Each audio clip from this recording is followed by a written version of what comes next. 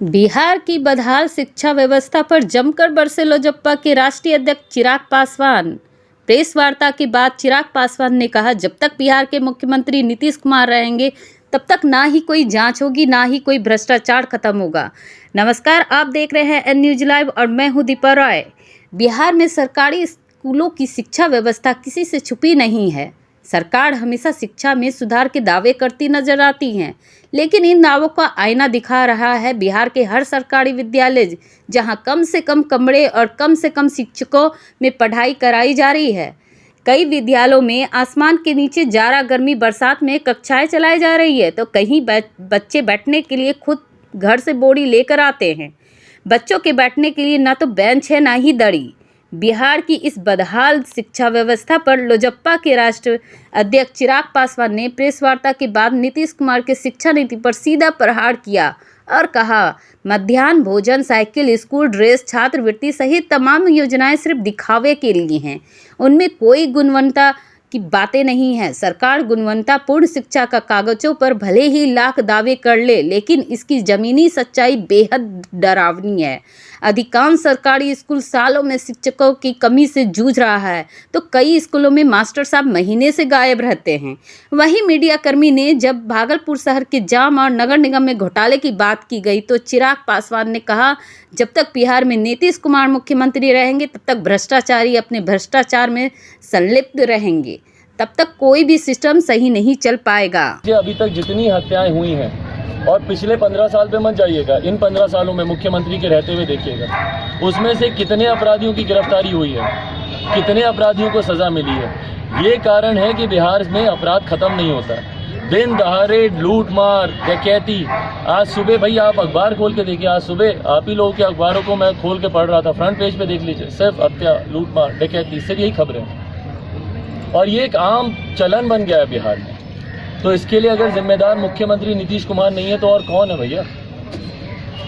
क्या पूछ रहे थे आप? पूछ रहे थे 4 किलोमीटर रेडियस तक जो है गूंज धमाके की गई थी और लगभग 2 किलोमीटर रेडियस में जो है भूकंप के झटके लोग भी महसूस किए थे। जिला प्रशासन, पुलिस प्रशासन मामले की जांच कर रही है और अभी तक जो बातें सामने आ रही है उसे पटाखे की बारूद बताया जा रहा है।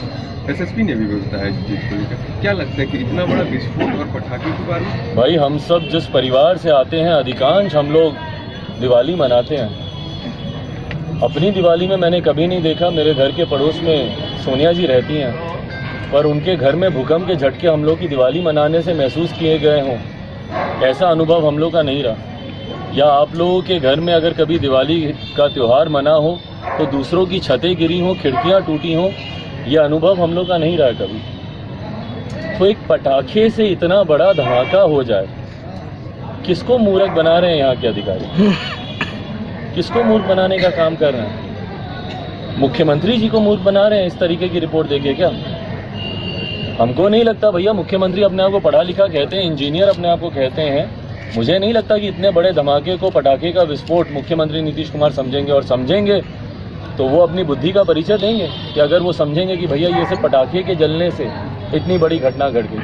हमारे पार्टी के कई अधिकारी हैं, पार्टी के कई पदाधिकारी हैं जो 3-4-5 किलोमीटर के रेडियस में रहते हैं। उन्होंने इस बात की जानकारी दी है मुझे कि भैया धमाके की गूंज यहाँ तक आई है, धरती हिली है उससे। और जिस तरीके से घर उजड़े हैं भैया, 3 ताले की बिल्डिंग, 3 माले की बिल्डिंग धराशायी हो रही है, तो यकीनन भाई जांच इसकी गंभीरता से होनी चाहिए। हम लोग इसकी मांग करते हैं और एक शीर्ष कमेटी के द्वारा ही इसकी जांच होनी चाहिए। भाई जिला के ऊपर हमको भरोसा नहीं है। जिस जिला में 20 साल से जिनके संरक्षण में वहाँ पर अगर ये कारोबार चल रहा है, तो ये लोग किस तरीके से लीपापोती करेंगे, इस बात का अंदाज़ा हम लोग लगा सकते हैं। तो जांच यहाँ पर प्रदेश कमेटी के द्वारा होनी चाहिए, शीर्ष कमेटी के द्वारा इसकी जाँच करवाई जाए और जाँच रिपोर्ट आने के बाद तुरंत 1 हफ्ते के भीतर जल्द से जल्द कार्रवाई कर न सिर्फ दोषियों को गिरफ्तार किया जाए, बल्कि जितना क्षतिग्रस्त हुआ है उन तमाम चीज़ों का पुनः निर्माण कराया जाए। और अगर नहीं होता है तो ये बात भी मैं आप लोगों के सामने रख के जाता हूँ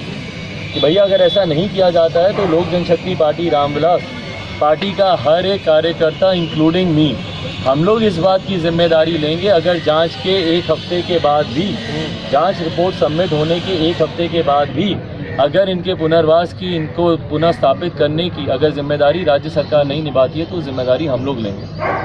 15 भाई हम लोग बड़ा इनका घर बना के नहीं दे सकते, बट कम से कम एक छत हम लोग इनको ज़रूर बनवा कर हम लोग दे सकते हैं। और तब तक अगर राज्य सरकार अगर इनको खाने नहीं देगी, खाने के लिए कुछ नहीं देगी, तो भाई हम लोग पहले भी करवा रहे हैं व्यवस्था उनके खाने की, हम लोग आगे भी व्यवस्था उनके खाने की करवाएंगे। 15 लोगों की मौत हुई है और तकरीबन कई परिवार के लोग किस हालत गरीब परिवारों की टोटो चलाते थे भैया, जो लोग मरे हैं वहाँ पे भूंजा बेचने का काम करते थे, उन लोगों के परिवार में मृत्यु हुई है। पर मंत्री लोग आकर यहाँ पर एमएलसी के चुनाव में बड़ी बड़ी बातें करेंगे, बड़े बड़े धन्ना सेठों को चुनाव लड़वाने का काम करेंगे, पर इन गरीब परिवारों में 2 वक्त का अगर अनाज देने की बात आए तो इनके हाथ पांव फूलने लगते हैं। क्या ये मुख्यमंत्री नीतीश कुमार जी की जिम्मेदारी नहीं बनती कि भैया मरने वाला आपके प्रदेश का व्यक्ति था, आप ही का ही आदमी था, बिहारी था जो मरा है वहां पर, उनके परिवार को आज रहने खाने पीने की जब दिक्कत आ रही है, आपके अधिकारी सर्किट हाउस में जाकर रुक सकते हैं, आपके मंत्री सांसद विधायक सब जाकर रुक सकते हैं, क्यों नहीं सर्किट हाउस आप खोल देते इन लोगों के लिए? क्यों नहीं ठहराते इनको सर्किट हाउस में? क्यों नहीं वहां की किचन से इनको 2 वक्त का खाना बना कर देते हैं आप? और कब तक देने की जरूरत है भैया? सिर्फ तभी तक देने की जरूरत है ना जब तक आप इनका घर नहीं बनवा देते। पर तमाम चीजों पे हाथ खड़े हैं। घर बनाने पे मापदंड नहीं है भैया, नियम कायदा कानून नहीं है। नियम कायदा कानून तब आ जाएगा अगर इनके किसी एक विधायक सांसद मंत्री का घर टूट जाएगा, टपाटप रातों रात सरकारी तंत्र वहां पे लग जाएगा, लीपा पोती करेगा, रंग रोगन करेगा और इनका घर तैयार हो जाएगा। मुख्यमंत्री जी का हवा महल ऐसे ही तैयार होता है भैया, जब उनको लगता है कि हमको एक अनन्य मार्ग में नहीं रहना तो दूसरा घर उनका तैयार हो जाता है। वहाँ पे जाके देख लीजिए, पूरा हमको लगता है पूरा जो जोन है वो मुख्यमंत्री जी का कार्यालय, आवास, उनका दूसरा आवास, उनका चौथा आवास, उनका सुबह का आवास, रात का आवास, सब तैयार है वहाँ पे। पर इन गरीबों के लिए आवास की व्यवस्था नहीं है। बच्चियाँ पढ़ रही हैं, दिल्ली में पढ़ाई कर रही हैं, युवक हैं वो पढ़ाई कर रहे हैं, स्कूल हैं, कॉलेज हैं। 3 साल की एक बच्ची है जिसकी माँ अभी भी मायागंज वहाँ पे जो अस्पताल है वहाँ पे अभी भी भर्ती हैं। उनके भविष्य का कौन देख रहा है? इसीलिए आप सबके माध्यम से आज माननीय मुख्यमंत्री नीतीश कुमार जी को पत्र के माध्यम से भी मैंने आग्रह किया है कि सबसे पहले, और इसमें अगर आपको आधार बनाना है, मानवता को बनाइए, नैतिकता को आधार बनाइए, इंसानियत को आधार बनाइए। सबसे पहले इनके पुनर्वास की व्यवस्था आप कीजिए, इनके घर का निर्माण आप करवा के दीजिए। जो घर जिनके पूरी तरीके से उजड़ गए हैं या जो खराब हुए हैं, टूटे हैं, उनको बना कर दीजिए। 25 लाख रुपए का मुआवजा दीजिए भैया। खाने कमाने वाला व्यक्ति गया है घर से, 25 लाख रुपए का मुआवजा दीजिए ताकि जो बच्चियां पढ़ाई कर रही हैं, जो बच्चे पढ़ाई कर रहे हैं, उनकी पढ़ाई अधर में ना लटके। और साथ ही में इनके खाने का और रहने का तब तक प्रबंध करके दीजिए जब तक कोई स्थायी समाधान नहीं निकलता। ये जिम्मेदारी पूरी तरीके से राज्य सरकार, मुख्यमंत्री नीतीश कुमार जी की बनती है।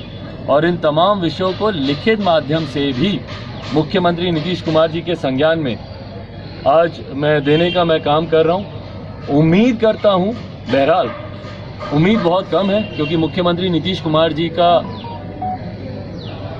जो एक अड़ियल रवैया रहता है, जिस अहंकारी तरीके से मुख्यमंत्री नीतीश कुमार जी कार्यों को करने के लिए जाने जाते हैं, दुख की घड़ी में किसी के साथ वो खड़े हों, कम से कम इतिहास इस बात की गवाही तो नहीं देता है। भाई पिछले 15 साल में हम लोग भी बिहार के ही हैं, हम लोगों ने भी देखा कि कितने ऐसे मृतक परिवारों के साथ मुख्यमंत्री नीतीश कुमार खड़े हुए हैं। आज उनके शराबबंदी कानून की वजह से आए दिन हर जिले में जहरीली शराब से लोगों की मृत्यु हो रही है।